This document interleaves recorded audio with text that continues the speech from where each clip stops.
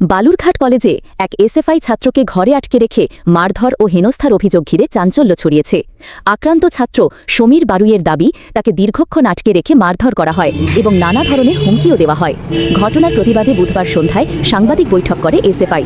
তারা বালুরঘাট থানায় লিখিত অভিযোগ দায়ের করার পাশাপাশি মুখ্যমন্ত্রী ও বালুরঘাটের বিধায়কের কাছেও ইমেলের মাধ্যমে অভিযোগ জানিয়েছে। তবে এই অভিযোগ সম্পূর্ণ অস্বীকার করেছে ABVP. Balurghat college unit secretary SFI Samir Barui আজকে কলেজে গিয়েছিলাম যথারীতি আমার কিছু প্রয়োজনীয় কাজের জন্য, এবং সেখানে এবিভিপির দুজন দুষ্কৃতী এবং তাছাড়া আসলে কিছু সঙ্গবাঙ্গ আমাকে কলেজের A3 রুমে আটকে রাখে, জোরপূর্বক আটকে রেখে দীর্ঘক্ষণ ধরে অত্যাচার এবং হ্যারাসমেন্ট থেকে শুরু করে বিভিন্ন অসভ্যতা আমার সাথে করে। এছাড়াও ধর্মীয় উস্কানিমূলক মন্তব্য এবং তাদের সাংগঠনিক বিভিন্ন স্লোগান আমাকে জোরপূর্বক দিতে বাধ্য করে।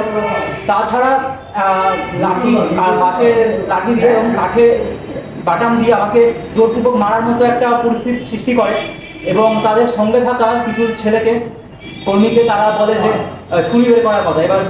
এবার কলেজের ভেতরে, কলেজ ক্যাম্পাসের ভেতরে একজন ছাত্র আরেকজন ছাত্র কি করে ছুরি বের করার কথা বলে, মানে ছুরি বের করার কথা বলছেন, তারা কী করতে পারে ভাবুন। এবং জোরপূর্বক দীর্ঘক্ষণ আটকে রেখে হ্যারাসমেন্ট এবং বিভিন্ন রকম আরও অপ্রীতিকর ঘটনা আমার সাথে ঘটায়। তাছাড়া বিভিন্ন রকম আরও কার্যকলাপ চালায়, এবং এই বিষয়ে তারা আরও বলে যে যদি আমি এসএফআই আমরা যদি কলেজ ক্যাম্পাসের ভেতরে আরও কিছু প্রোগ্রাম বা কোনো কিছু করি, কার্যক্রম কিছু করি, তাহলে তারা আরও বড় গুন্ডামি, মানে আরও বড় কিছু করার যোগ্য দেখছে। এবং আমার ইউনিটের আরও কিছু যারা কর্মী আছে তাদের বিরুদ্ধেও বলেছে এমনরূপী ব্যবস্থাও নেওয়া হবে যদি তারা কলেজের ভেতরে যদি এসএফআইটা করে।